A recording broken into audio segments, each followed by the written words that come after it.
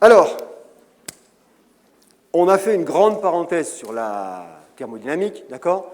La parenthèse qui incluait le cours d'Yves Guillaume et ce que je vous ai fait également. Et on peut reprendre, donc là maintenant, comme si je ne m'étais pas interrompu, là où j'en étais, sur l'oxydoréduction. Sauf que maintenant, on a vu ensemble les éléments qui me manquaient pour continuer. On a vu ensemble ce que c'était que ces phénomènes d'ionisation, d'oxydation, perte ou gain d'électrons, c'est bon.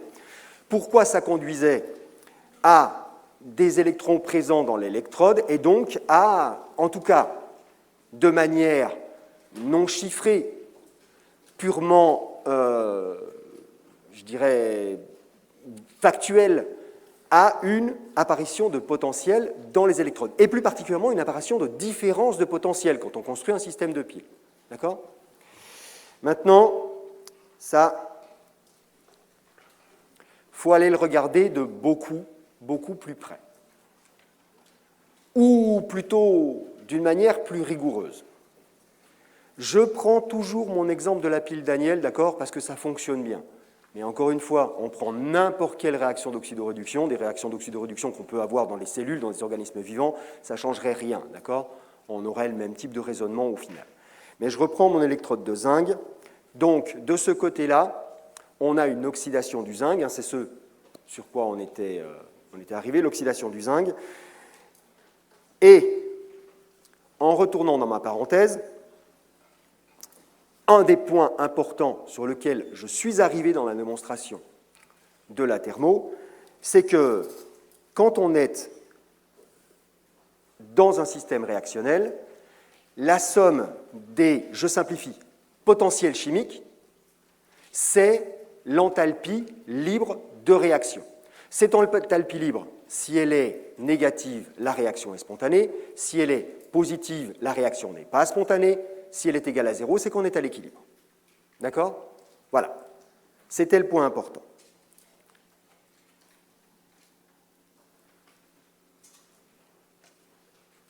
Si maintenant je considère ma réaction, ou plutôt une simplification de la réaction à laquelle j'ai affaire maintenant, elle est un peu particulière, cette réaction, cette demi-réaction d'oxydoréduction. C'est qu'elle fait intervenir des électrons et, de fait, des espèces chargées. Est-ce que ça change quelque chose? Dans la vie de tous les jours, non, ça ne change rien. Mais on n'est pas dans une situation habituelle dans le système que je viens de décrire. On y a rajouté un quelque chose. Ce quelque chose, c'est qu'on va avoir affaire à du travail électrique. C'est quoi le travail électrique? Le travail électrique, c'est quand on déplace des charges dans un champ électrique. Hein? Ben oui, quand vous branchez une prise de courant, d'accord? Sur une des deux fiches, vous avez un plus de 120 volts, qui va osciller, mais on s'en fout, un plus de 120 volts. De l'autre côté, vous avez 0. D'accord? Une différence de potentiel. Et dans le fil électrique qui fait le tour, hein, qui rentre d'un côté, qui ressort de l'autre, après être passé dans l'appareil qui vous intéresse, vous avez des électrons qui circulent. On fait circuler des électrons dans un champ électrique. D'accord? Voilà. Et ça produit du travail électrique. Ce travail électrique, ça peut être n'importe quoi ensuite, hein. Faire tourner un moteur électrique, faire allumer votre télévision, envoyer des photons dans votre figure à travers un écran. D'accord? Donc ce travail électrique peut être converti en n'importe quoi d'autre après. Mais c'est du travail électrique. Donc le déplacement de charge dans un champ électrique. Et ça veut dire que quand je fais mon calcul global de la quantité d'énergie qui est contenue dans mon système, eh ben, je dois tenir compte de ce travail électrique. Parce que si je n'en tiens pas compte, il y a toute une partie de l'énergie qui est entrée, sortie, dépensée, échangée, dont je ne tiendrai pas compte. Mais c'est quoi le champ électrique dont je parle là? Et c'est ce qu'on a vu dans le schéma de tout à l'heure, hein. On a une différence de potentiel entre nos deux électrodes. Donc si on a une différence de potentiel entre les deux électrodes, c'est qu'on a bien des électrons qui vont se déplacer dans un champ électrique. Je dois en tenir compte. La quantité d'énergie qui correspond à ce déplacement de charge dans un champ électrique, Normalement, vous avez vu ça quand vous étiez au lycée, mais je me suis aperçu que ce n'était pas le cas pour tout le monde. D'accord? Ça correspond à ça. On prend, ça peut être 2 électrodes, ça peut être 2 plaques en métal, on s'en fout. D'accord? Mais on a créé un champ électrique entre les deux. Donc il y a une bande plus, une bande moins. Le plus simple, c'est que vous imaginez 2 plaques de métal distantes l'une de l'autre, et puis on a fait une différence de potentiel. Différence de potentiel, c'est-à-dire qu'elles ne sont pas au même voltage. D'accord? C'est juste ça. Et puis là-dedans, et ça, normalement, vous l'avez vu en cours quand vous étiez au lycée, mais bon, après, les programmes changent, les enseignants ne font pas tous exactement la même chose. Ça, quand on déplace un électron dans cette situation-là, d'accord, ça correspond à une quantité de travail, donc de l'énergie électrique, d'accord, et c'est bien du travail, ce n'est pas de la chaleur, qui correspond à la charge qui a été déplacée, ici c'est la charge d'un électron, multiplié par la différence de potentiel. Le delta phi que vous avez là, c'est juste la différence de voltage entre les deux. Donc ça pourrait être 10 volts, 20 volts, 100 000 volts, c'est ce qu'on aura fixé. Mais ce sont des volts. On a donc d'un côté un travail qui est en joules, de l'autre côté une charge qui est en coulomb, multipliée par une différence de potentiel qui est en volts. D'accord? Et juste pour préciser, ça fera le lien avec quelque chose que vous avez déjà sans doute vu à un moment ou un autre, ou en tout cas dont vous avez déjà entendu parler. Si la charge qu'on déplace, c'est un électron sur une différence de potentiel de 1 volt, la quantité de travail que l'on est en train de faire, c'est ce qu'on appelle 1 électron-volt. Ce qui est logique, on a déplacé un électron sur 1 volt, c'est un électron-volt. Et vous allez revoir ça en particulier sur la partie radioactivité. C'est une unité qu'on utilise énormément au niveau atomique, parce que c'est une unité, l'électron-volt, qui est minuscule et donc très adaptée à l'échelle atomique. Minuscule, pourquoi? Parce que la charge d'un électron, c'est 1,6 10 puissance moins 19 coulombs. Donc, 1 électron-volt, c'est 1,6 10 puissance moins 19 joules. C'est tout petit, c'est très adapté aux quantités d'énergie qui sont échangées au niveau atomique. Voilà, et ça vient de là, c'est juste ça. Maintenant, si au lieu de déplacer un électron, je déplace un ion avec Z charge, négative ou positive, on s'en fout. D'accord? Ça changera le signe du travail, mais négative ou positive. Donc Z charge, j'ai juste à multiplier par Z. Voilà, c'est bête et méchant, mais j'ai déplacé Z charge, j'ai Z fois plus. Si au lieu de déplacer un ion, j'en déplace une mole, ou un certain nombre de moles,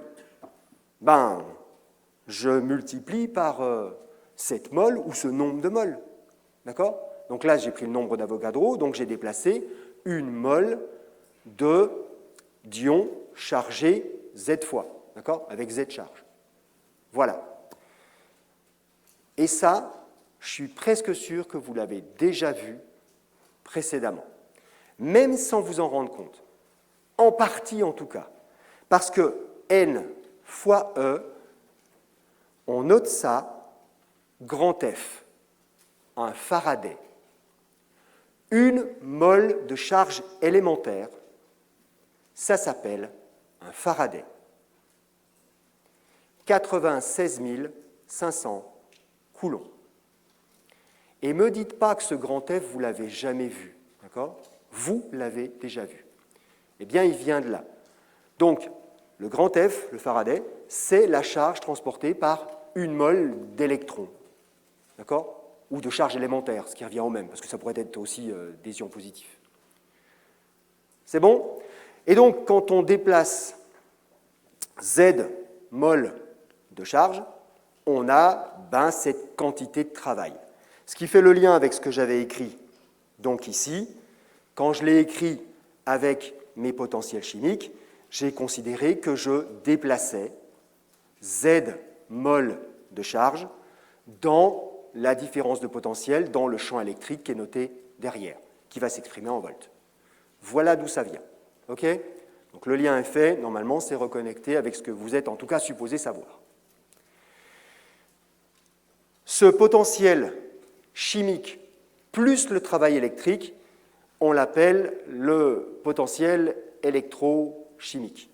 Bon, ben voilà, en même temps, on n'est pas allé le chercher bien loin, celui-là, hein, d'accord?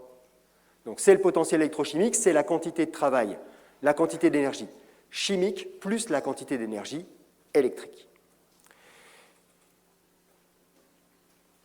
Et on sera à l'équilibre électrochimique, tout comme on était à l'équilibre chimique, quand la somme de tous ces potentiels électrochimiques seront égaux à 0. Voilà. Donc tout à l'heure, c'était les potentiels. Quand il n'y avait pas de charge électrique, quand il n'y avait pas de champ électrique, c'était juste la somme des potentiels chimiques qui était égale à 0. Là, maintenant, c'est la somme des potentiels électrochimiques qui doit être égale à 0. C'est normal, il faut aussi annuler le travail électrique. D'accord? Ça fait quasiment pas de différence. Mais c'est ce dont j'ai besoin, moi, là, maintenant. Donc, si je considère ma pile dans son ensemble, à l'équilibre, j'ai le droit de dire que la somme des potentiels électrochimiques de mes espèces est égale à 0.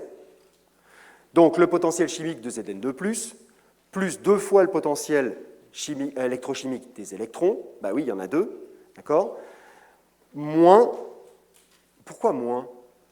Mais parce que, rappelez-vous, dans la formule que j'ai écrite, hein, chaque potentiel chimique était multiplié par le coefficient stoichiométrique signé de l'espèce. Par convention, les produits ont des coefficients stoichiométriques signés positivement, les réactifs des coefficients stoichiométriques signés négativement. Et par convention aussi, on considère que les produits sont à droite de la balance réactionnelle, les réactifs à gauche. Donc c'est normal que Zn2+, qui se trouve du côté des produits, ait un coefficient stoichiométrique signé, plus 1, les électrons, plus 2, et par contre, le zinc, moins 2. C'est cohérent avec ce qu'on a vu jusqu'à présent. Oui, sauf que tel quel, ce n'est pas forcément facile à exploiter. Je vais ressortir, faire la distinction entre le travail chimique, l'énergie chimique, les potentiels tout court, et le travail électrique, les 2F phi qui se trouvent à l'intérieur. C'est quoi ces phi? C'est le potentiel auquel se trouve le système. D'accord? Et vous voyez qu'il y a marqué phi sol, c'est le Zn2+, se trouve dans la solution, donc c'est le potentiel de la solution qui compte. Le Zn, le zinc, lui, se trouve dans l'électrode, donc c'est le potentiel de l'électrode qui compte. Et on a bien vu ensemble, hein, sur le petit schéma, qu'il y avait une différence de potentiel entre l'électrode qui devait être négative, la solution qui, elle, devait être positive. D'accord? Donc on a bien une différence de potentiel entre les deux, elle apparaît clairement ici. On réarrange un tout petit peu. D'un côté, on met ces différences de potentiel, donc du côté ici gauche, j'ai un voltage, d'accord, une différence de potentiel en volts, de l'autre, uniquement de l'énergie chimique. La partie gauche que j'ai ici ne concerne que l'électrode que l'on appelle une anode. C'est normal, hein? J'ai commencé par dire que j'avais une oxydation, l'oxydation se produit à l'anode. Donc je suis bien sur l'anode. Donc la différence de potentiel entre la solution et l'électrode du côté de l'anode, c'est égal au terme que vous avez derrière, donc qui dépend, vous voyez, inversement du Faraday, et d'une somme de potentiel purement chimique. Bon. Ça, je ne peux pas le mesurer. Je peux le calculer, mais je ne peux pas le mesurer. Et pour une raison super simple. Tous ceux qui ont déjà eu un voltmètre, c'est l'appareil hyper technique qui permet de mesurer des différences de potentiel. Je suis sûr que vous en avez déjà tous vu. S'il y en a certains d'entre vous qui sont passés dans des cours de physique et qui n'ont jamais touché un voltmètre, vous avez raté quelque chose. Et c'est étonnant. Donc, quelle est la principale caractéristique d'un voltmètre? À part qu'il y a une aiguille ou un afficheur qui affiche un chiffre, d'accord? C'est qu'il y a toujours 2 bornes. Toujours. Une pour le plus, une pour le moins. Un voltmètre, ça ne peut mesurer que des différences de potentiel. ça ne peut pas mesurer des potentiels. Ça ne peut mesurer que des différences de potentiel. On n'a pas, il n'existe pas d'instrument capable de mesurer des potentiels. Ça n'existe pas. On a toujours besoin de mesurer des différences. On a toujours besoin de deux bornes. D'accord ? Ce qui veut dire que ce truc-là, le potentiel de l'anode, je ne peux pas le mesurer physiquement. C'est impossible. Vous allez me dire, c'est pas compliqué. Votre voltmètre, vous le pincez sur l'électrode en métal et puis vous plongez l'eau dans la solution et puis ça y est, non? Mais non, parce que ça veut dire que j'ai bien mesuré une différence entre les deux. Je suis bien sur deux, je ne suis pas sur un. D'accord ? Je suis bien sur deux systèmes, deux branchements. Si j'en branche qu'un, il ne se passe rien, il reste à zéro l'afficheur. Ok ? Je ne peux pas.